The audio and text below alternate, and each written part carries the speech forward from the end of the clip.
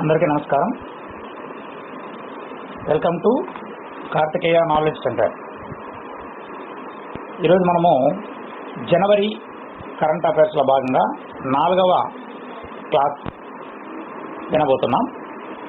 Mostly ఈ 4వ క్లాస్తోనే ముగిస్తాను, మోస్ట్లీ అయిపోతుంది కాబట్టి కొద్దిగా కాన్సన్ట్రేటెడ్గా వినండి.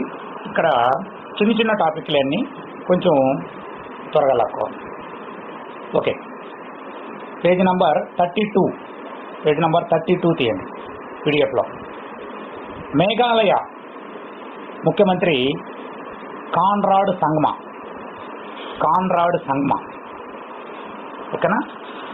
ఓకే, మేఘాలు కానరావు అంటే కనబడడం లేదు. ఎండాకాలం ఎట కనపడతాయి మేఘాలు, అందువల్ల వర్షాలు లేవు. కాన్రాడ్ని కానరావు అని గుర్తుపెట్టుకోండి. నెక్స్ట్ మేఘాలు కానరావు, Conrad Sangma. Next Sikkim university గర్ల్స్కి నెలకి ఒకరోజు సెలవు ఇచ్చింది. అది గర్ల్స్లో వచ్చేటువంటి నెలసరి సెలవు కోసం దీన్ని మంజూరు చేసింది. సిక్కిం యూనివర్సిటీ గర్ల్స్కి నెలసరి సెలవు మంజూరు చేసింది. ఒకరోజు అంటే నెలకు ఒక రోజు, అంటే 12 నెలలకు 12 రోజులు అనుకోండి.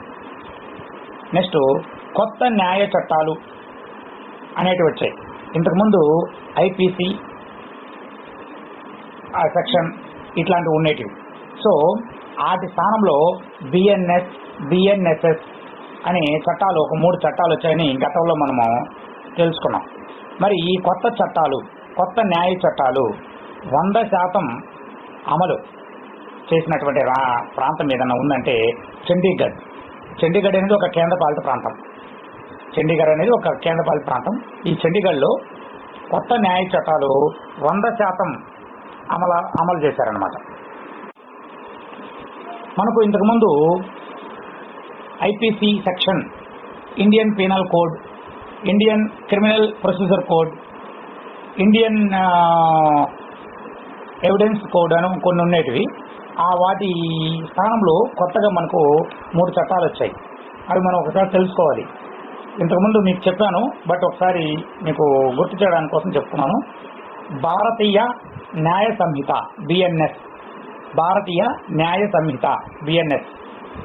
నెక్స్ట్ బిఎన్ఎస్ఎస్, భారతీయ నాగరిక్ సురక్షా సంహిత, నెక్స్ట్ బిఎస్ఏ, భారతీయ సాక్ష్య అధినియమం. ఈ 3 చట్టాలు, భారతీయ న్యాయ సంహిత, భారతీయ నాగరిక సురక్షా సంహిత, భారతీయ సాక్ష్య అధినియమం, ఈ 3 చట్టాలని ఇంప్లిమెంట్ చేసింది మన ఇండియన్ గవర్నమెంట్. 2024 సంవత్సరం నుంచి ఇంప్లిమెంట్ చేశారు. మరి ఈ చట్టాలని 100% అమలు చేసినటువంటి ప్రాంతం ఏదన్నా ఉందంటే అది చండీగఢ్. మరి ఈ కొత్త న్యాయ చట్టాల ప్రకారం మొదటి క్రిమినల్ కేసు ఎక్కడ నమోదైంది? బీహార్లో నమోదైంది. అవన్నీ మర్చిపోతే ఎట్లా మీరు? బీహార్లో నమోదైంది. ఓకేనా? ఇంతకుముందు బ్రిటిష్ కాలం నాటి చట్టాలని సవరించారు. ఇది ఎప్పటి నుంచి అమలవుతున్నదంటే 2024 జూలై 1 నుంచి ఈ చట్టాలు అమల్లోకి వచ్చాయి. Very very important. 2024 జూలై 1 నుంచి. మన సినిమాలో చూస్తుంటాం, జడ్జి గారు చెప్తారు ఐపీసీ 203 ప్రకారం నీకు ఈ శిక్ష పడుతుంది, ఐపీసీ 750 ప్రకారం ఈ శిక్ష పడుతుందని చెప్తుంటారన్నమాట. అది ఐపీసీ అంటే ఇండియన్ పీనల్ కోడ్ అని అర్థం. అదేవిధంగా క్రిమినల్ కేసులు అనుకో కోడ్ ఆఫ్ క్రిమినల్ ప్రొసీజర్ అని అంటారు. ఇట్లా కొన్ని చట్టాలు ఉండేటివి. మరి ఆ చట్టాలు బ్రిటిష్ కాలం నాటివి కాబట్టి వాటిని తొలగించి జూలై 1, 2024 నుంచి కొత్తగా పేరు పెట్టారు. ఇండియన్ పీనల్ కోడ్ ఎందుకు అని చెప్పి బిఎన్ఎస్ఎస్, బిఎస్ఏ అనే 3 పేర్లతో వీటిని అమలు చేస్తున్నారు 2024 జూలై 1 నుంచి. మరి అది పెట్టిన తర్వాత మొదటి కేసు బీహార్లో నమోదయ్యింది, క్రిమినల్ కేసు అనేది.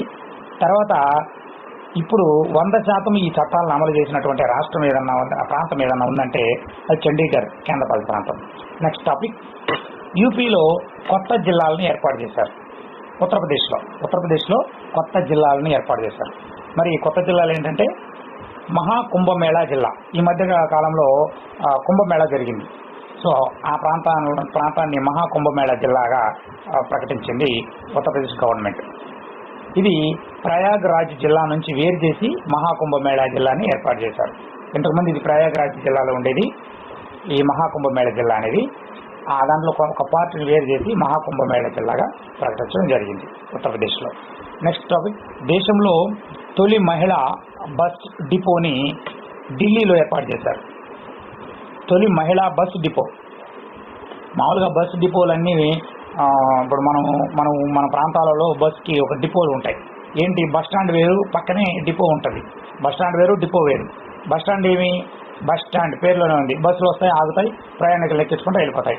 మరి డిపో అంటే సాయంత్రం అయిన తర్వాత, డ్యూటీ అయిన తర్వాత ఆ బస్ ఎక్కడ నిల్వ చేయాలంటే డిపోలో నిల్వ చేయాలి. అక్కడ వాళ్ళకి పెట్రోల్ డీజిల్ కొట్టిస్తారు. అదేవిధంగా అక్కడ మెకానిక్లు ఉంటారు. బస్సు హాల్టింగ్ అంతా ఆడే ఉంటుంది. అంటే అది స్టార్టింగ్ పాయింట్ అనమాట. అది ఒక బస్సుకు ఒక ఇల్లు లాంటిది, ఓకేనా, పర్మనెంట్ ఇల్లు లాంటిది. సో ఆ ప్రాంతంని డిపో అంటారు. అది మీకు అందరూ తెలుసు. ఆ డిపోని కేవలం మహిళల కోసమే ఒక బస్ డిపోని ఏర్పాటు చేసింది ఢిల్లీ. దాని పేరు ఏంటంటే సఖీ డిపో. సఖీ అంటే అమ్మాయి పేరు కదా, సఖీ. సో సఖీ డిపో ఇంపార్టెంట్. నెక్స్ట్, గోద్రా రైలు దహనంపై వచ్చినటువంటి సినిమా. గోద్రా రైలు దహనం అంటే గోద్రా రైలుని తగలబెట్టేశారు. అప్పుడు మత ఘర్షణలో భాగంగా గుజరాత్ ప్రాంతంలో గోద్రాకి వెళ్ళేటువంటి రైలుని తగలబెట్టేశారు. మరి దానిపైన ఒక సినిమా వచ్చింది. ఆ సినిమా పేరే ది సబర్మతి రిపోర్ట్. మరి దీని డైరెక్టర్ ఎవరంటే సంజయ్ సందేల్. ఓకేనా, రైట్. ఈ గోద్రా అల్లర్లలోనే ఇప్పుడున్న ప్రధాన నాయకులు అమిత్ షా కావచ్చు, అదేవిధంగా మోడీ గారు కావచ్చు, అదే కొంతమంది ఇప్పుడు బీజేపీ లీడర్లు ఎవరైతే ఉన్నారో వాళ్ళందరూ కూడా అప్పుడు అరెస్ట్ అయిన వాళ్ళే గోద్రా రైలు దహనం కేసులో, రైట్. నెక్స్ట్, అస్సాం ముఖ్యమంత్రిగా కొత్త వ్యక్తి కొన్ని నిర్ణయం తీసుకున్నాడు. అస్సాం ముఖ్యమంత్రి ఎవరంటే హిమంత బిశ్వ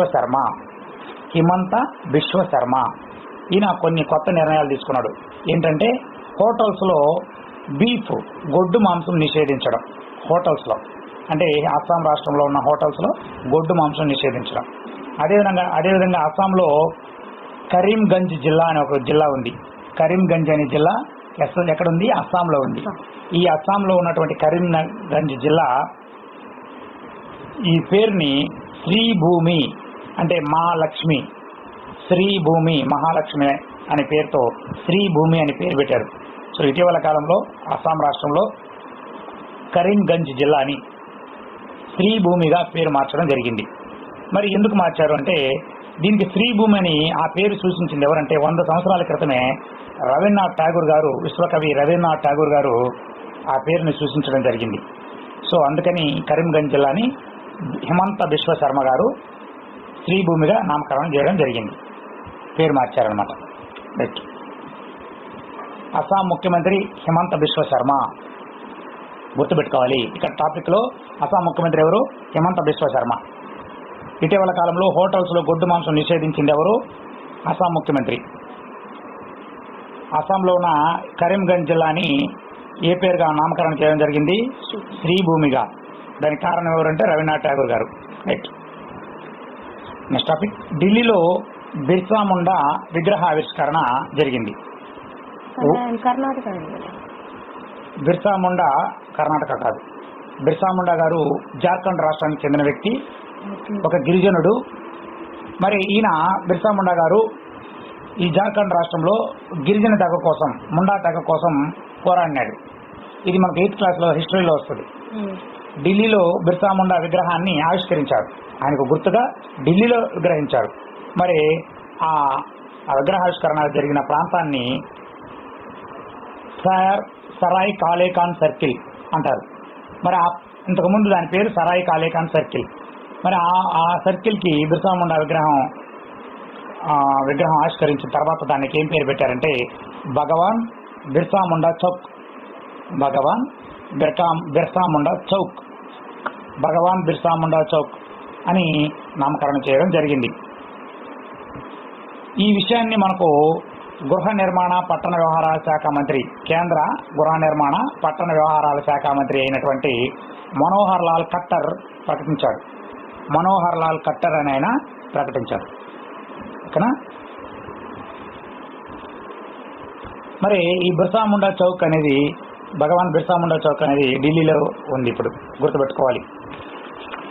నెక్స్ట్ టాపిక్, దేశంలో $1,00,000 కోట్ల FDIలు నమోదైనవి. మీకు ఆర్థిక అంశాల నుంచి వస్తే ఒక బిట్ గ్యారెంటీ వస్తుంది, కాబట్టి కొద్దిగా కాన్సన్ట్రేట్ చేయాల్సి వస్తుంది ఈ బడ్జెట్, ఆర్థిక అంశాలు ఇటువంటివి. నెక్స్ట్, దేశంలో $1,00,000 కోట్ల FDIలు ఫారెన్ డైరెక్ట్ ఇన్వెస్ట్మెంట్ అంటారు. FDI అంటే విదేశీ ప్రత్యక్ష పెట్టుబడులు, ఫారెన్ డైరెక్ట్ ఇన్వెస్ట్మెంట్స్. సో మరి ఫారెన్ డైరెక్ట్ ఇన్వెస్ట్మెంట్స్, విదేశీ ప్రత్యక్ష పెట్టుబడుల్లో దేశంకి $1,00,000 కోట్ల విడుదలైంది. 2000 సంవత్సరం ఏప్రిల్ నుంచి 2024 సెప్టెంబర్ మధ్య $1,00,000 కోట్ల పెట్టుబడులు, అంటే 84 లక్షల కోట్ల రూపాయలు మనకు పెట్టుబడిగా వచ్చింది ఇండియాలోకి. మరి FDIలు అధికంగా ఉన్నది పెట్టినటువంటి దేశం ఏదంటే 25% మారిషస్, 24% సింగపూరు, 10% USA. అంటే మన దేశంలో ఈ FDI $1,00,000 కోట్ల 25% అంటే కాలిభాగం మారిషస్ పెట్టింది, 24% సింగపూర్ పెట్టింది, 10% USA పెట్టింది. ఓకేనా, right. Next, Bishwanath Goldar committee. Bishwanath Goldar committee ఏంటంటే ఇది ప్రామాణిక సంవత్సరాన్ని లెక్కించేందుకు కమిటీ.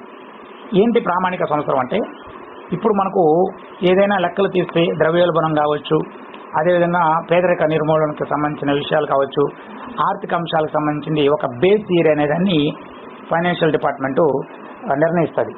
అంటే RBI, అదేవిధంగా కేంద్రం యొక్క స్టాటిస్టికల్ డిపార్ట్మెంట్ వీళ్ళు కలిసి మనకు ఒక బేసిక్ ఇయర్ అనేది ఒకటి ఇస్తారు. మరి ఇప్పటి వరకు 2011-12 బేసిక్ ఇయర్ ఉంది.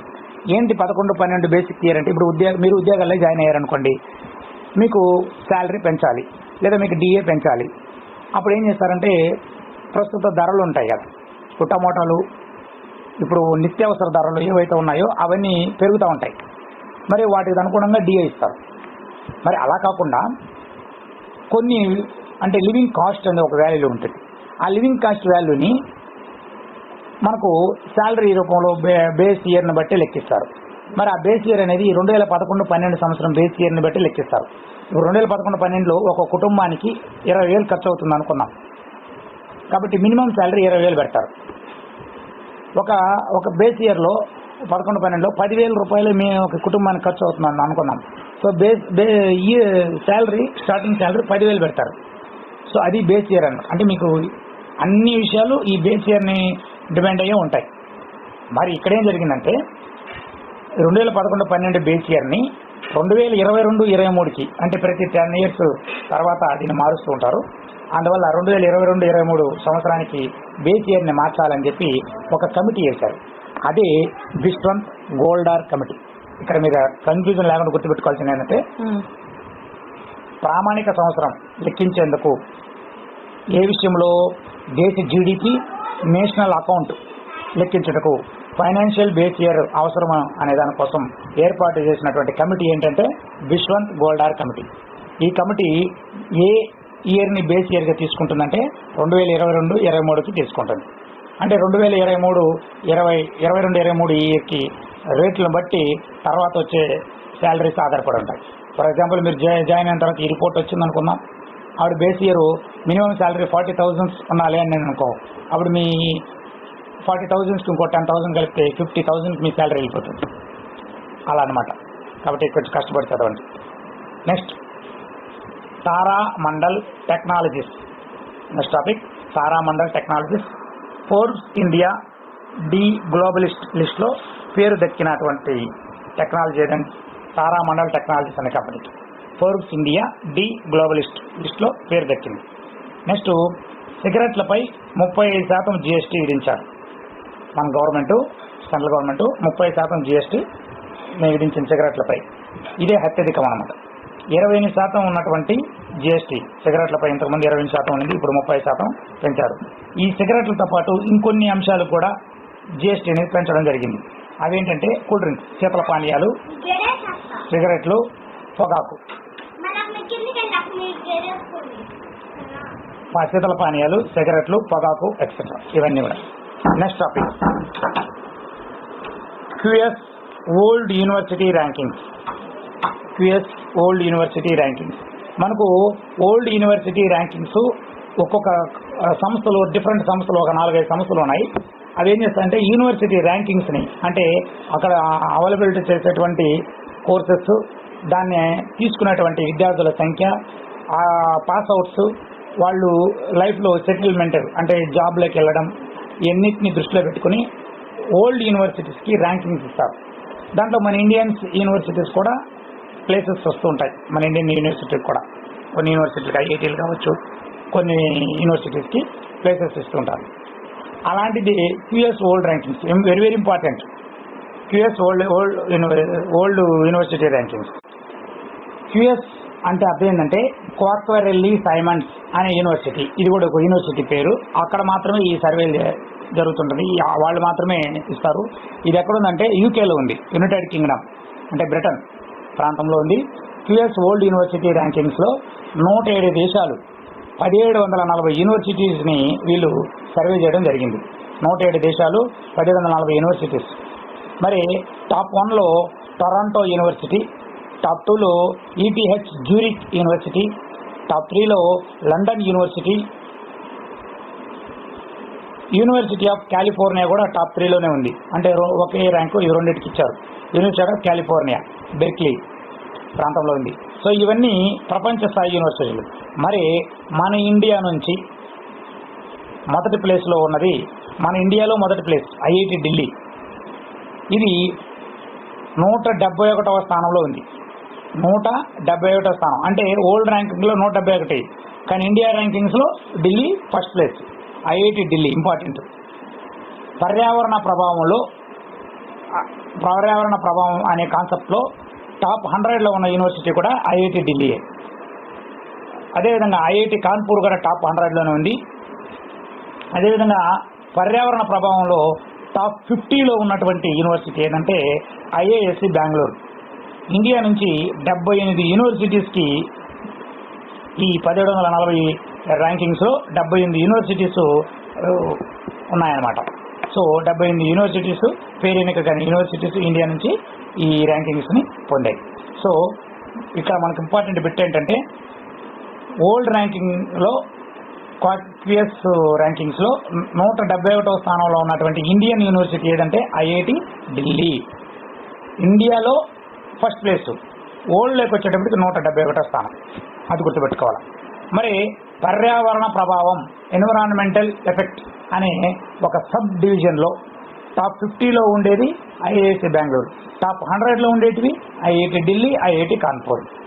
మొత్తం మీద మన దేశంలో 78 యూనివర్సిటీస్కి ప్లేస్ దక్కింది. నెక్స్ట్ భారత్ విదేశీ అప్పులు ఎంత ఉన్నాయి తెలిసిన 54 లక్షల కోట్లు విదేశీ అప్పులు ఉన్నాయి. Next topic Nawab Singh committee. ఇంతకుముందు మనం బిశ్వంత్ గోల్డార్ కమిటీ అనేది విన్నాం. అది ఆర్థిక అంశాలకు సంబంధించి 2022-23 బేస్ ఇయర్ మార్చడం కోసం ఏర్పడేది. ఇక్కడ నవాబ్ సింగ్ కమిటీ అంటే ఏంటంటే వ్యవసాయ స్థితిగతుల పైన, అంటే వ్యవసాయం సాగు చేయడానికి అయ్యే ఖర్చులు, వ్యవసాయదారుల యొక్క అప్పులు, వ్యవసాయం మార్కెటింగ్ వ్యవస్థలు, వీటిపైన ఒక కమిటీ వేశారు. అది Nawab Singh committee. Nawab Singh committee right, గుర్తుపెట్టుకోవాలా. India prime city index. India prime city index ఇది ఏం చెప్తుందంటే త్వరగా విస్తరిస్తున్నటువంటి నగరాల లిస్టు తెలియజేస్తుంది. త్వరగా విస్తరిస్తున్న నగరాలు. ఇప్పుడు ఏదైనా ఒక నగరంలో 1,00,000 మంది జనాభా ఉన్నారు, కానీ చుట్టుపక్కల కంపెనీస్, కాలేజెస్ ఇన్ని వచ్చినప్పుడు త్వరగా విస్తరిస్తుంది ఆ నగరం. వెంచర్లు వేసేస్తారు, ఇల్లు కట్టుకునేస్తారు, ఎక్కువగా పెద్దదైపోతుంది ఇమీడియట్లీ ఆ సిటీ. మరి ఆ సిటీస్ గురించి చెప్పేది ఇండియా ప్రైమ్ సిటీ ఇండెక్స్. మరి ఈ ఇండియా ప్రైమ్ సిటీ ఇండెక్స్లో మొదటి ప్లేస్లో ఉన్నటువంటి నగరం ఏంటంటే Hyderabad. Very very important, Telugu రాష్ట్రానికి సంబంధించింది కాబట్టి ఇంపార్టెంట్. మొదటిది హైదరాబాద్. రెండో ప్లేస్ బెంగళూరు. మరి మూడో ప్లేస్లో ముంబై. నాలుగో ప్లేస్ ఢిల్లీ ఎన్సిఆర్ ఢిల్లీ అంటే నేషనల్ క్యాపిటల్ రీజియన్ ఢిల్లీ పాత ఢిల్లీ వేరు, న్యూ ఢిల్లీ వేరు. న్యూ ఢిల్లీ అంటే నేషనల్ క్యాపిటల్ రీజియన్ అనేది కోసం కొత్తది ఈ ఢిల్లీని నిర్మించడం జరిగింది 1980-90 మధ్యలో. మరి ఆ న్యూ ఢిల్లీ అనేది కొంచెం విస్తరించినటువంటి ప్రాంతం. రైట్, ఇది గుర్తుపెట్టుకోవాలి మనం. రైట్, ఇక్కడ నవాబ్ సింగ్ కమిటీ ఏం చేస్తుంది? వ్యవసాయ స్థితిగతులపై తెలియజేస్తుంది. కన్ఫ్యూజనేషన్ వస్తుంది మనకు, అందుకోసం గుర్తుపెట్టుకోండి. వ్యవసాయం అంటే ఏమంటాము? రైతే రాజు అనే పేరు మనం వినుంటాం. రాజు రైతు అన్నాం కదా. సో రైతు అంటే వ్యవసాయము, రాజు అంటే నవాబుల్ని రాజు అంటారు. అటు గుర్తుపెట్టుకోండి. నెక్స్ట్, జీడిపి పైన లేదా బేస్ ఇయర్ 2023 పైన 22-23 పైన వేసిన కమిటీ అంటే గోల్డార్ కమిటీ. జీడిపిలో జీ ఉంది, గోల్డ్ అని గుర్తుపెట్టుకోండి. గోల్డార్ కమిటీ గుర్తుపెట్టుకోండి అట్లా, ఓకేనా? Right, next topic.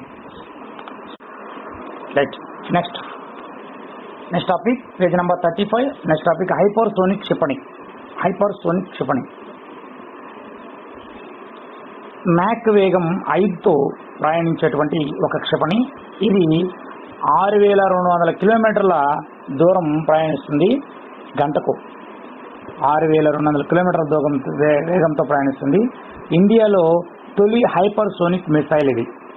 APJ Abdul Kalam దీవి నుంచి దీన్ని ప్రయోగించారు. ఇది ఎక్కడుందంటే ఒరిస్సాలో ఉంది.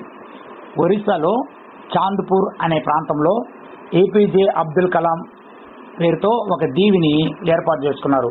కేవలం ఈ క్షిపణులను ప్రయోగించడం కోసమే ఆ దీవిని మనం ఏర్పాటు చేసుకున్నాం, చాంద్పూర్ అనే దీవిని. దాని పేరుని ఏపీజే అబ్దుల్ కలాం దీవి అని పిలుస్తారు. మరి ఏపీజే అబ్దుల్ కలాం దీవి నుంచి ప్రయోగించినటువంటి హైపర్సోనిక్ క్షిపణి గంటకు 6200 కిలోమీటర్ల వేగంతో ప్రయాణిస్తుంది. దీని మ్యాక్ వేగం 5, ఓకేనా? మ్యాక్ వేగం అనేది గాలిలో ధ్వని వేగాన్ని బట్టి లెక్కిస్తారు. రైట్, తర్వాత ఐఎన్ఎస్ తుషిల్, రష్యాలో నిర్మించారు దీన్ని. ఈ ఐఎన్ఎస్ తుషిల్ అనేదాన్ని, ఇది అధునాతన గైడెడ్ మిసైల్ ఫ్రిగేట్. ఇది ఒక మిసైల్ అన్నమాట. నెక్స్ట్ ఐఎన్ఎస్ హరిగాత్, ఇది ఇంపార్టెంట్. ఐఎన్ఎస్ హరిగాత్ నుంచి K4 బాలిస్టిక్ క్షిపణిని పరీక్షించారు. K4 ballistic క్షిపణిని. ఇక్కడ బాలిస్టిక్ క్షిపణి అంటే మనకు ఈ క్షిపణులు 2 రకాలు ఉన్నాయి, క్రూయిజ్ క్షిపణులు, బాలిస్టిక్ క్షిపణులు.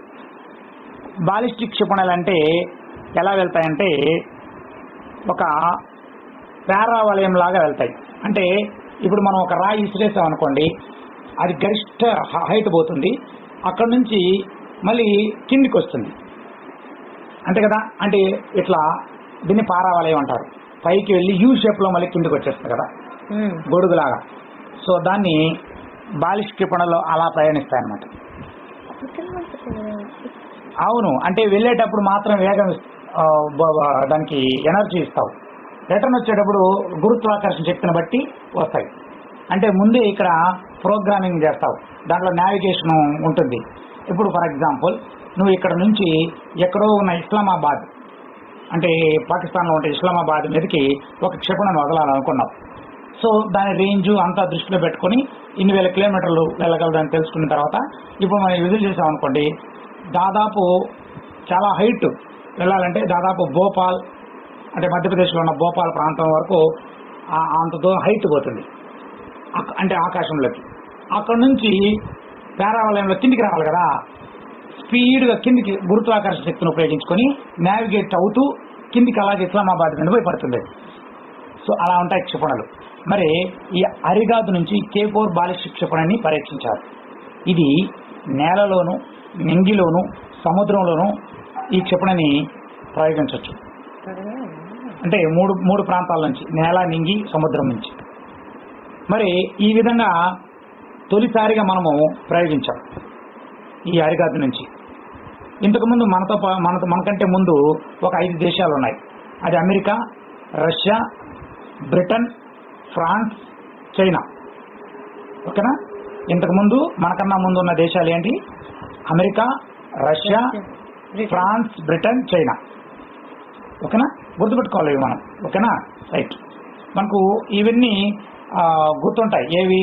అమెరికా గుర్తుంటుంది, రష్యా గుర్తుంటుంది, చైనా గుర్తుంటుంది, మనకన్నా ముందు ఉంటాయి ఇవి అని ఒక ఐడియా వస్తుంది. ఇక్కడ ఫ్రాన్స్, బ్రిటన్ అనేది గుర్తుపెట్టుకోవాలి. ఓకేనా? నెక్స్ట్ మనకు అరిగాత్ లాగే మనకు అణు జలాంతర్గాములు కూడా అలాంటి పేరుతోనే 3 ఉన్నాయి. వాటి గురించి చూసుకున్నాం. అరిగాత్ కంటే ముందు అరిహంత్ అనేది ఉంది. అరిగాత్ కంటే ముందు అరిహంత్ ఉంది, అణు జలాంతర్గాములు. ఇది నీటిలో మాత్రమే వెళ్తుంది. మరి ఏది అరిహంత్ అనేది? అరిగాత్ అనేది 3 ప్రాంతాల నుంచి వెళ్తుంది, గుర్తుపెట్టుకోవాలా. అరిహంత్ ముందు వచ్చింది, అరిగాత్ అనేది తర్వాత వచ్చింది. ఇప్పుడు కొత్తగా ఒకటి నిర్మిస్తున్నారు, అది అరితమాన్. అది కొంచెం అడ్వాన్స్డ్ అనమాట. సో ఇంకా అది దీంట్లోకి రాలేదు, వినియోగంలోకి రాలేదు, కన్స్ట్రక్షన్లో ఉంది. గుర్తుపెట్టుకోవాలి మనం. అరిహంత్, అరిగాత్, అరితమాన్ అవన్నీ ఆర్డర్స్ కూడా అడుగుతారు ఒక్కోసారి. అరిహంత్, అరిగాత్, అరితమాన్. Next Nagastra drone. నాగాస్త్రం మనము పురాణాల్లో వినుంటాం. నాగాస్త్రం విడుదల చేసిన అర్జునుడు నాగాస్త్రం విడుదల చేసినాడు, వదిలాడు కరుణుడిపై అని వినుంటాం మనం. ఇది ఒక రకమైనటువంటి సూసైడ్ డ్రోన్ అనమాట. ఈ నాగాస్త్ర డ్రోన్ ఏంటంటే, సూసైడ్ అంటే అర్థం ఏంటంటే, ఇప్పుడు డ్రోన్ అనేదాన్ని మనం విడుదల చేసిన తర్వాత కొంచెం ఎక్స్ప్లోడర్ మెటీరియల్ తీసుకెళ్లి ఎక్కడో ఒక ప్రాంతంలో వదిలేసి ఆ ప్రాంతాన్ని నిర్వీర్యం చేసేస్తుంది. అది పొరపాటున అది చిక్కింది అనుకున్నాం, అది తనంతట తాను డిస్మాంటిల్ అయిపోతుంది. వాళ్ళకి ఆధారాలు కూడా రాకుండా సూసైడ్ చేసే ఎట్లా అవుతుందో, ఇప్పుడు ఒక వ్యక్తి ఆత్మాహుతి జరిగితే ఎట్లా ఉంటాడో అలా జరుగుతుంది అనమాట. ఇది ఎవరు తయారు చేశారంటే, నాగ్పూర్లో, మహారాష్ట్రలో ఉన్నటువంటి నాగ్పూర్లో ఉన్నటువంటి సోలార్ ఇండస్ట్రీస్ అభివృద్ధి చేసింది. ఇది కొంచెం గుర్తుపెట్టుకోవాలి. ఓకేనా? నాగాస్త్ర డ్రోన్, సూసైడ్ డ్రోన్ అని అంటారు దీన్ని. ఇది ఎవరు తయారు చేశారంటే నాగ్పూర్. సో నాగ్పూర్ తయారు చేసింది కాబట్టి నాగాస్త్ర, గుర్తుపెట్టుకోవచ్చు అట్లా. Okay? Suicide drone. Next protein ఉత్పరివర్తనాలు అంచనా వేసే ఏఐ సాధనాన్ని ఐఐటి మద్రాస్ వారు అభివృద్ధి చేశారు. ప్రోటీన్ ఉత్పరివర్తనాలు అంచనా వేసే ఏఐ సాధన, ఆర్టిఫిషియల్ ఇంటెలిజెన్స్ సాధనాన్ని DPPA ప్రెడ్మట్ దీనికి పేరు పెట్టారు. దీనికి ఏం పేరు పెట్టారంటే DPPA ప్రెడ్మట్ అని పేరు పెట్టారు.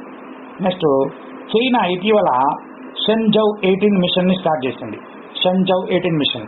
దీనిలో భాగంగా అంతరిక్షంలో చేపల పెంపకాన్ని చేపట్టిన దేశం చైనా. షెన్జౌ 18 మిషన్ తీసుకెళ్లినారన్ని అక్వేరియం లాగా తీసుకెళ్లినారు.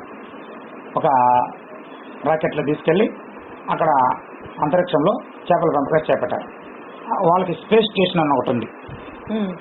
INS మనకు ఇంటర్నేషనల్ స్పేస్ స్టేషన్ ఎలా ఉందో అలాగా వాళ్ళకి స్పేస్ స్టేషన్ ఒకటి ఉంది. మరి ఆ స్పేస్ స్టేషన్ దగ్గర వాళ్ళు ఈ ప్రయోగం చేశారు, Shenzhou 18 mission. Next Google quantum computing chip. ఇది అత్యంత సంక్లిష్ట గణిత సమస్యలకు 5 నిమిషాల్లోనే పరిష్కారం చూపించేటువంటి Willow, Google quantum computer chip. ఈ చిప్ పేరు విల్లో. ఇది సంక్లిష్ట గణిత సమస్యలకు 5 నిమిషాల్లోనే పరిష్కారం చూపిస్తుంది. Next page number 37. RBI 26వ governor, RBI reserve bank of India 26వ గవర్నర్గా సంజయ్ మల్హోత్రా నియమించడం జరిగింది. గుర్తుపెట్టుకోవాలి మనం. RBI 26వ గవర్నర్గా సంజయ్ మల్హోత్రా. ఇంతకుముందు శక్తికాంత దాస్ అని ఆయన ఉండేవారు, ఆయన రిటైర్ అయిపోయారు. దీనికి ముందు శక్తికాంత దాస్ రాసుకోండి కావాలంటే. ఈయన 25వ RBI గవర్నర్.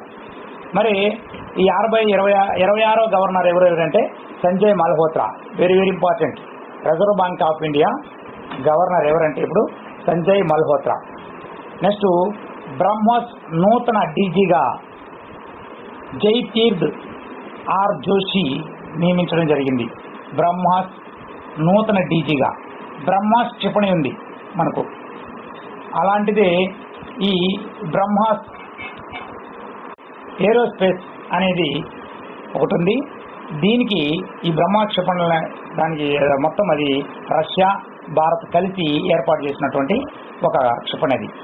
మరి దీనికి నూతన డీజీగా జైతీర్ద్ ఆర్ జోషి నియమించారు. గుర్తుపెట్టుకోవాలంటే ఎట్లా? బ్రహ్మాస్, తీర్థం, బ్రహ్మతీర్థం అది గుర్తుపెట్టుకోండి, బ్రహ్మతీర్థం. నెక్స్ట్ పాకిస్తాన్లో తొలి హిందూ పోలీస్ అధికారిగా రాజేందర్ మేఘ్వార్.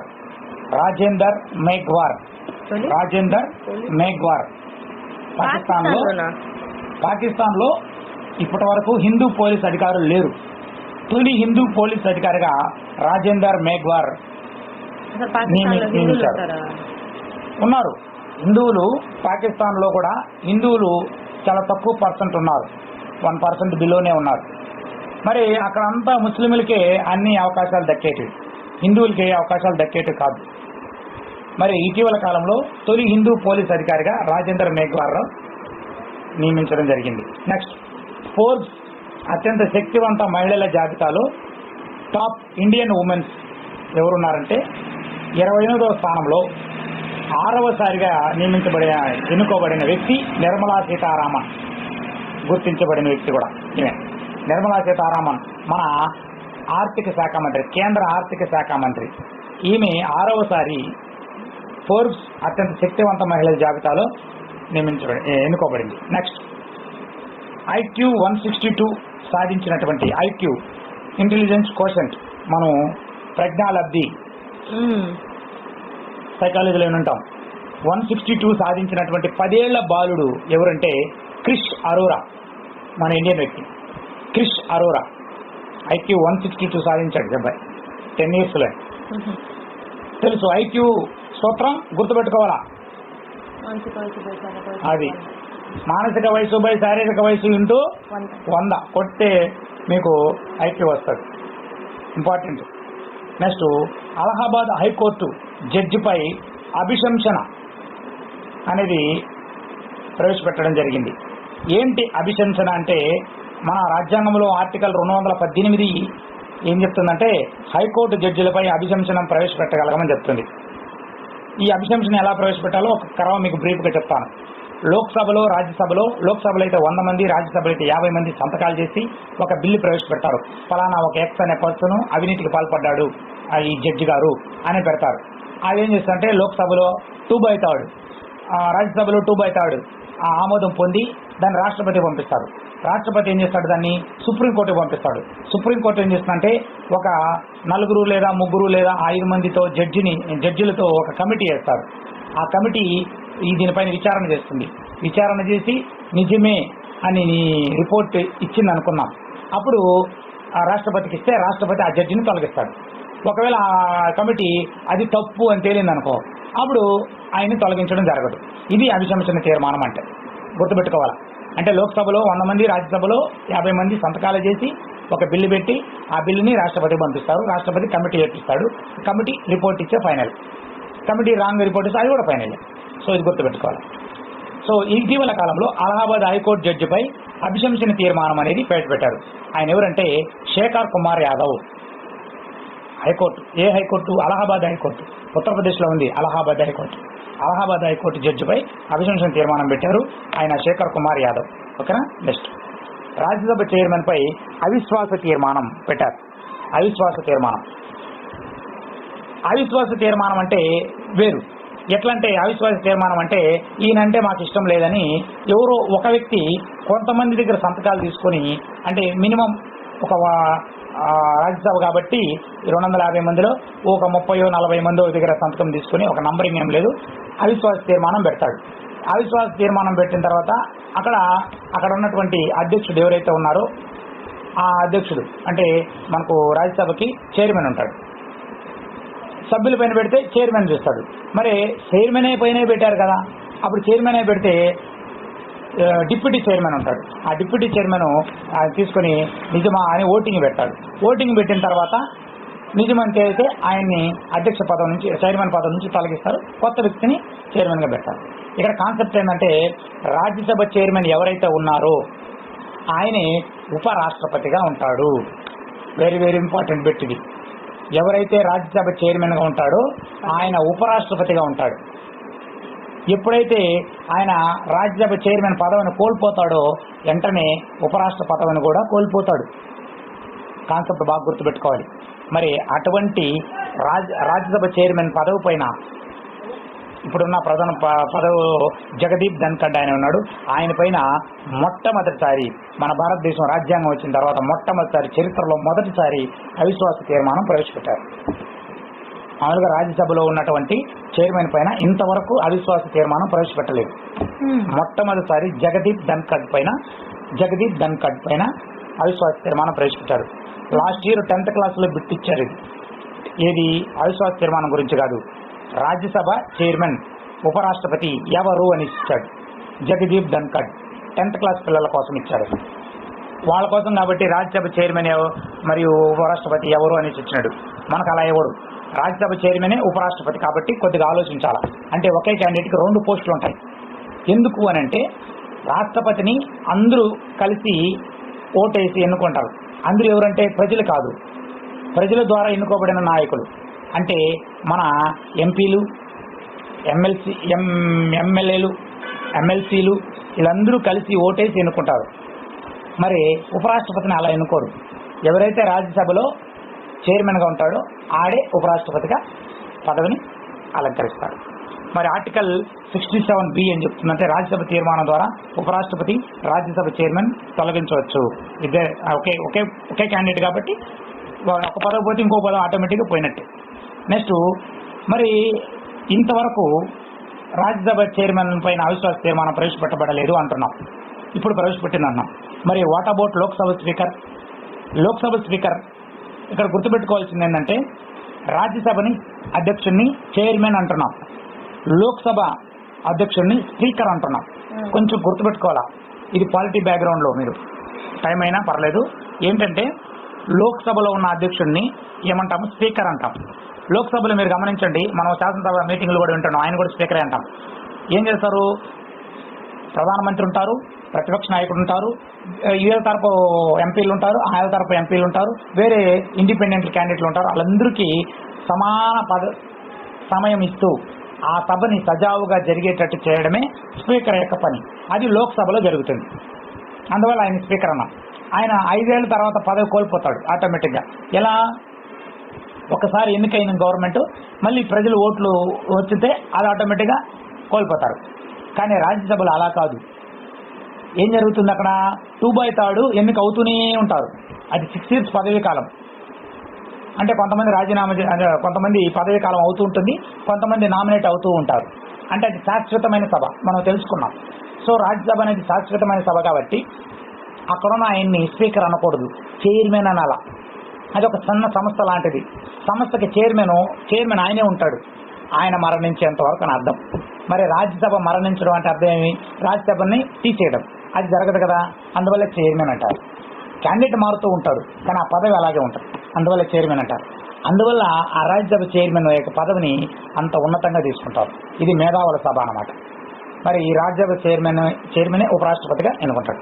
మరి లోక్సభ స్పీకర్పై అవిశ్వాస తీర్మానాలు ఇంతవరకు ప్రవేశపెట్టబడలేదా అంటే ప్రవేశపెట్టారు, కానీ అది ఆమోదం పొందలేదు. ఎప్పుడంటే 1954లో మౌలంకర్ అని ఆయన ఉన్నాడు, జీవి మౌలంకర్ అన్నాడు ఆయన పైన. తర్వాత 66లో హుకుం సింగ్ అని ఆయన, 87లో బలరాం జాఖడ్ అని ఆయన, వీళ్ళపైన లోక్సభ స్పీకర్ల పైన అవిశ్వాస తీర్మానం అనేది ప్రవేశపెట్టడం జరిగింది. ఓకేనా? Right. Next topic page number 38 తీసుకోండి. కెన్యా అధ్యక్షుడు విలియం రూటో. ఓకేనా? విలియం రూటో, కెన్యా రూటో గుర్తుపెట్టుకోండి. కే అంటే Kenya, Ruto William Ruto, K Ruto అంటే క్యారెట్, గుర్తుపెట్టుకున్నట్లా. Next international wonder book of రికార్డ్స్లో ఇండియా ఇండియన్ హైకోర్టు న్యాయమూర్తి జస్టిస్ అమర్నాథ్ గౌడ్ నియమించబడడం జరిగింది. Indian national wonder book of రికార్డ్స్లో ఇండియన్ హైకోర్టు న్యాయమూర్తిగా జస్టిస్ అమర్నాథ్ గౌడ్ స్థానం పొందడం జరిగింది. నెక్స్ట్ టాపిక్ కాగ్ 15వ ఆడిటర్ జనరల్ కొండ్రు సంజయ్ మూర్తి నియమించడం జరిగింది. ఈయన తొలి తెలుగు వ్యక్తి కాగ్ 15వ controller and auditor general. CAG అనేది ఏం చేస్తుందంటే మన గవర్నమెంట్, రాష్ట్ర గవర్నమెంట్ కావచ్చు, కేంద్ర గవర్నమెంట్ కావచ్చు, చేసేటువంటి లెక్కలని ఆడిట్ చేస్తూ ఉంటుంది. ఇది అతి పెద్ద సంస్థ. ఈ కాగుకి సమాధానాలు చెప్పాలి వాళ్ళందరూ. కాగు మీరు ఆంధ్రప్రదేశ్ ఎక్కువ అప్పులు తెస్తున్నారు, మీరు ఉద్యోగులకి జీతాలు ఎక్కువ ఇస్తున్నారు లేదా తక్కువ ఇస్తున్నారు, మీరు సరైన పేమెంట్ చేయడం లేదు అని రిపోర్ట్ ఇచ్చిందంటే ఆటోమేటిక్గా అలర్ట్ అయ్యి దాన్ని సరి చేసుకోవాలి గవర్నమెంట్, లేదంటే ఫైనాన్షియల్ క్రైసిస్ వస్తాయి. సో కాగ్ 15వ ఆడిటర్ జనరల్గా కొండ్రు సంజయ్ మూర్తిని నియమించడం జరిగింది. ఆయన తొలి తెలుగు వ్యక్తి. ఇంతవరకు తెలుగు వ్యక్తులు కాగులోకి వెళ్ళలేదు ఆడిటర్ జనరల్గా. Next topic national energy conservation award 2024. National energy conservation award 2024 Andhra Pradesh రాష్ట్రానికి దక్కింది. నెక్స్ట్ జాతీయ పంచాయతీ పురస్కారాలు 2024 విడుదల చేశారు. ప్రతి ఇయర్ పంచాయతీ పురస్కారాలు అనేవి విడుదల చేస్తారు. మామూలుగా ఏప్రిల్ 22న పంచాయతీ డే జరుపుకుంటారు. ఎందుకు జరుపుకుంటారంటే 1992లో 92లో పంచాయతీరాజ్ చట్టం వచ్చింది. పంచాయతీరాజ్ చట్టం వచ్చినప్పటి నుంచి ఏప్రిల్ 22న పంచాయతీరాజ్ డేని జరుపుకుంటున్నాం. ఆ రోజు నుంచి ఇంప్లిమెంట్ అయింది కాబట్టి మరి దానికోసము ఒక 2 నెలల ముందే పంచాయతీ పురస్కారాలు అనేటివి ప్రకటించడం జరుగుతుంది. మరి ఈ పంచాయతీ పురస్కారాలు ఎవరెవరికి వచ్చాయి అని అంటే చాలామందికి వచ్చినాయి. మన ఆంధ్రాలో ఏ ప్రాంతాలకు వచ్చినాయి అనేది ఇంపార్టెంట్. ఆంధ్రాలో దీంట్లో చాలా విభాగాలు విడుదల ఇస్తుంటారు. అంటే ఆరోగ్య విభాగాలు, నెక్స్ట్ స్వచ్ఛ భారత్ విభాగము, నెక్స్ట్ తాగునీటి విభాగము, పచ్చదనం పరిశుభ్రత, తర్వాత సామాజిక న్యాయం భద్రత, వీటిపైన ఇస్తారు. ఇంకా చాలా ఈవెంట్స్ ఉంటాయి. మరి ఆ ఈవెంట్స్లో మనకి వచ్చాయి అనేది ఇంపార్టెంట్. ఆరోగ్య విభాగంలో బొమ్మ సముద్రం, ఇది ఎక్కడుందంటే చిత్తూరు జిల్లా ఐరాల మండలంలో ఉంది. చిత్తూరు జిల్లా ఐరాల మండలంలో ఉన్నటువంటి బొమ్మ సముద్రంలో ఆరోగ్య విభాగం కింద పురస్కారం వచ్చింది. నెక్స్ట్ త్రాగునీటి సమృద్ధి విభాగంలో న్యాయంపూడి అనే విలేజ్కి వచ్చింది. న్యాయంపూడి ఇది నక్కపల్లి అనే మండలంలో ఉంది. ఎక్కడుంది ఆ నక్కపల్లి అంటే అనకాపల్లి జిల్లాలో ఉన్నటువంటి నక్కపల్లి మండలంలో ఉన్నటువంటి న్యాయంపూడి గ్రామానికి త్రాగునీటి సమృద్ధి విభాగంలో పురస్కారం వచ్చింది. నెక్స్ట్ పచ్చదనం పరిశుభ్రత విభాగంలో తగరంపూడి గ్రామానికి వచ్చింది. ఇది అనకాపల్లి జిల్లాలోనే ఒక గ్రామీణ మండలం. తగరంపూడి అనేది ఒక గ్రామీణ మండలం. నెక్స్ట్ పచ్చదనం పరిశుభ్రతకి. నెక్స్ట్ సామాజిక న్యాయం భద్రత ఇది ముప్పాళ్ళ విలేజ్కి వచ్చింది. ఇది ఎక్కడుందంటే చందర్లపాడు ఎన్టీఆర్ జిల్లా. సార్ ఎట్లా గుర్తుపెట్టుకోవాలి వీటిని అని అంటే నేను ఒక చిన్న కోడ్ చెప్తాను, గుర్తుపెట్టుకోండి. ఇప్పుడు కూడా కోడ్ అనేటివి హింట్స్ రూపంలో ఉంటే ఆటోమేటిక్గా మర్చిపోతాం. రిలేటెడ్గా ఉంటే గుర్తుపెట్టుకుంటాం. రిలేటెడ్ అంటే ఏంటంటే ఒక పదం తెలియాలి, ఆటోమేటిక్గా ఇంకొక పదానికి లింక్ చేసుకోవాలి. దీంట్లో ఉన్న మొదటి అక్షరాలు లేదంటే ఇంకొక వేరే అక్షరాలు కలిపి ఒక కోడ్ని మనం కొత్తగా తయారు చేసి గుర్తుపెట్టుకుంటే ఆ కోడే మర్చిపోతాం, కన్ఫ్యూజ్ అవుతాం. కానీ మనకు ఆప్షన్లో ఈ సంబంధించిన ఏదో ఒక పదం ఉంటుంది, ఆ పదానికి వేరే పదాలు లింక్ చేసుకోవాలి. చూద్దాం ఎట్లా చూద్దాం. ఆరోగ్య విభాగం, ఓకేనా? ఆరోగ్యం ఐరాల, గుర్తుపెట్టుకోండి. ఐరాల ఆరోగ్యం అంటే ఐరాల, ఓకేనా? బొమ్మ సముద్రం, ఇంకా కోడ్ ఏం లేదు, గుర్తుపెట్టుకోండి అంతే. నెక్స్ట్ త్రాగునీటి సమృద్ధి విభాగం. త్రాగునీరు అనేటివి న్యాయంగా వాడుకోవాలి, ఓకేనా? న్యాయంగా వాడుకోవాలి. నెక్స్ట్ పచ్చదనం పరిశుభ్రత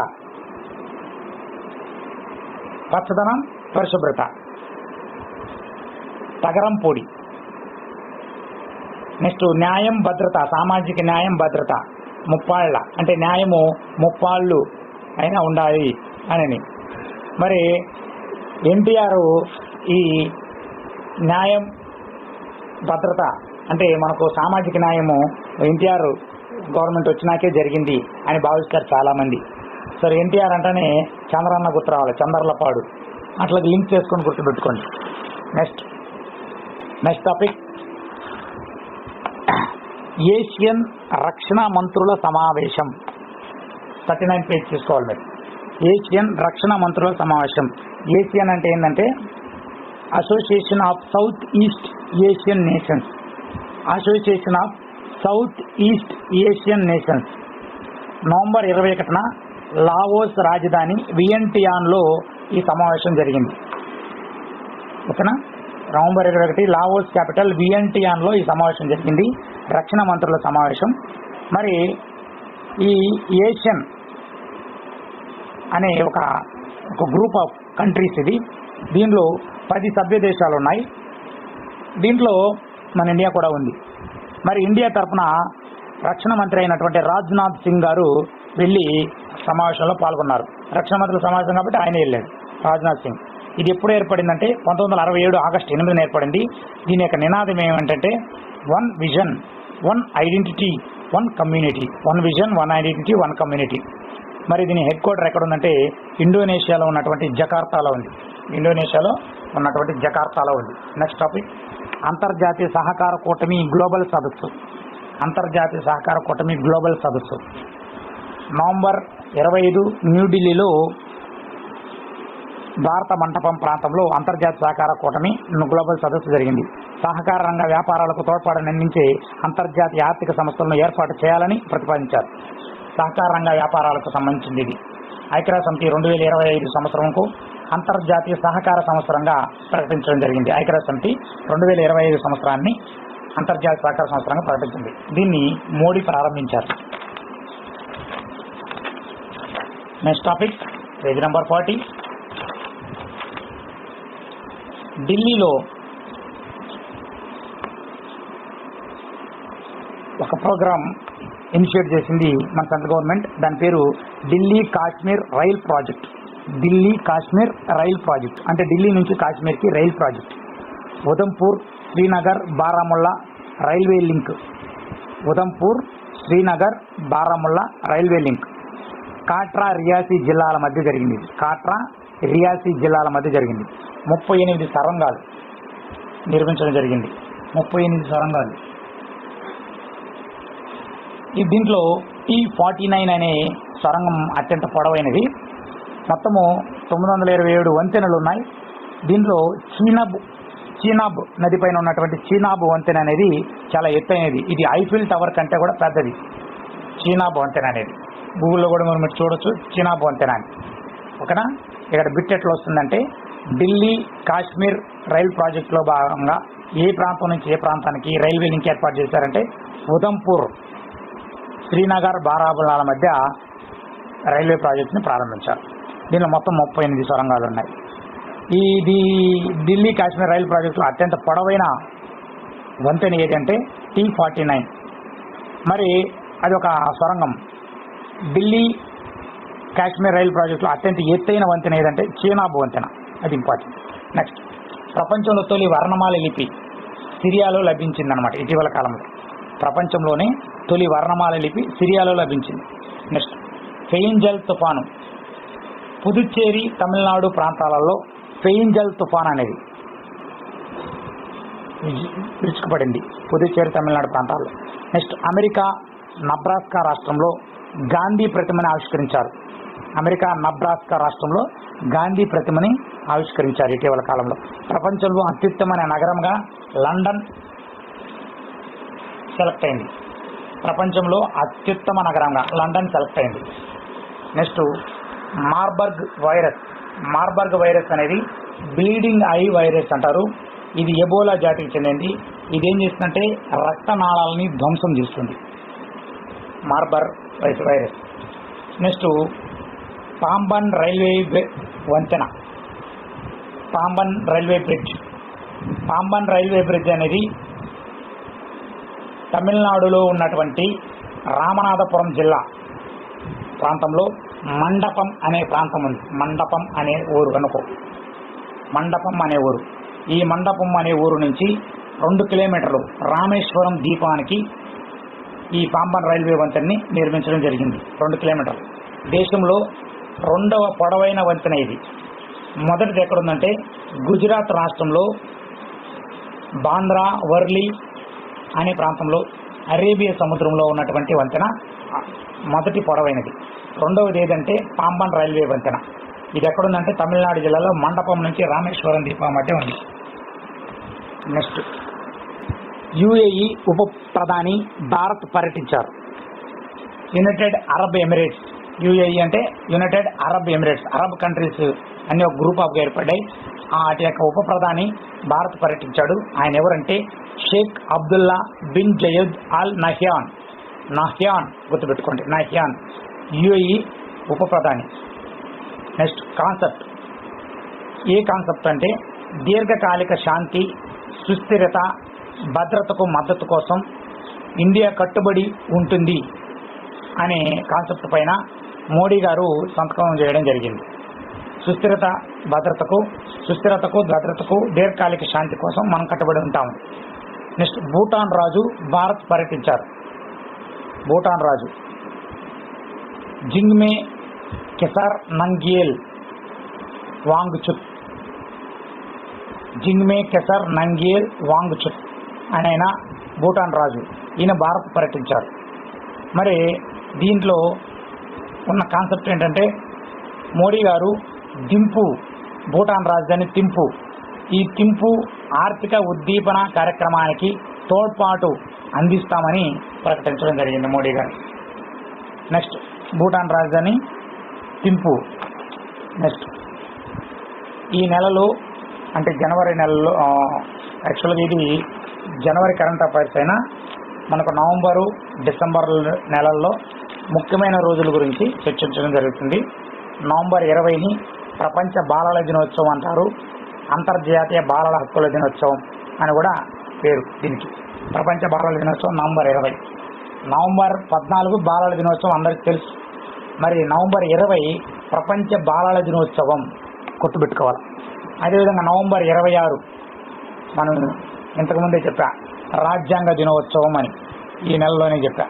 నవంబర్ 26ని రాజ్యాంగ దినోత్సవం అని. మరి జాతీయ పాల దినోత్సవం అని కూడా పేరు, వర్గీస్ కురియన్ గారి జయంతి. నెక్స్ట్, డిసెంబర్ 4 భారత నౌకాదళ దినోత్సవం. ఈ దినోత్సవం సందర్భంగా ఒడిశా పూరి సముద్ర తీరంలో రాష్ట్రపతి పర్యటన జరపడం జరిగింది. నెక్స్ట్, డిసెంబర్ 10 ప్రపంచ మానవ హక్కుల దినోత్సవం. ఈ డేట్స్ వెరీ వెరీ ఇంపార్టెంట్. ఇప్పుడు నేను చెప్పిన 4 డేట్స్. డిసెంబర్ 10 ప్రపంచ మానవ హక్కుల దినోత్సవం. 1948 ఐక్యరాజ్య సమితి ప్రకటించింది. 1950 నుంచి దీన్ని జరుపుకుంటున్నాం మనం. ప్రపంచ మానవ హక్కుల దినోత్సవం డిసెంబర్ 10.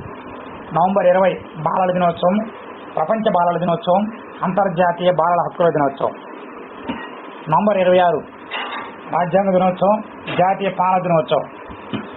డిసెంబర్ 4 భారత నౌకాదళ దినోత్సవం. డిసెంబర్ 10 ప్రపంచ మానవ హక్కుల దినోత్సవం. ఇక్కడ వరకు మనము 4 క్లాసుల రూపంలో జనవరి సిలబస్ని కంప్లీట్ చేయడం జరిగింది. రేపు క్లాస్ ఉండదు, ఎల్లుండు మీకు ఎగ్జామ్ ఉంటుంది. కాబట్టి మీరందరూ కూడా కొంచెం హార్డ్గా ప్రిపేర్ అవ్వండి. ముఖ్యంగా నవంబర్, డిసెంబర్, జనవరి, ఫిబ్రవరి, మార్చ్, ఏప్రిల్, మే కరెంట్ అఫైర్స్ బాగా చూసుకోవాలి. జాగ్రత్తగా కంటిన్యూగా ప్రిపేర్ అవ్వండి.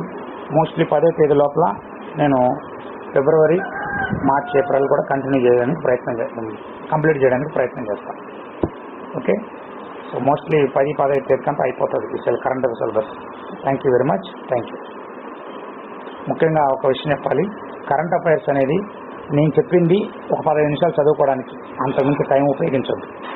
ఎందుకంటే వ్యాస్ట్ సిలబస్, తక్కువ మార్కులు. మీకు ఏవైతే కంటెంట్ మెథడాలజీ ఏవైనాయో ఏవైతే మీకు పట్టుందో వాటిపైన ఎక్కువ కాన్సన్ట్రేషన్, ఎక్కువ టైం కేటాయించండి. రిమైనింగ్ అంతా కూడా ఈ కరెంట్ అఫైర్స్కి నేను ఎంత టైం చెప్తున్నానో, అరగంట చెప్తున్నాను, గంట చెప్తున్నాను, ఆ టైం అరగంట మోస్ట్లీ 45 నిమిషాలు మీకు చెప్పట్లేదు, 45 నిమిషాలు కేటాయించండి. ఇంకో 15 నిమిషాలు దాన్ని చూసుకోండి. అంతకు మించి నేను కేటాయించండి. Okay, thank you very much.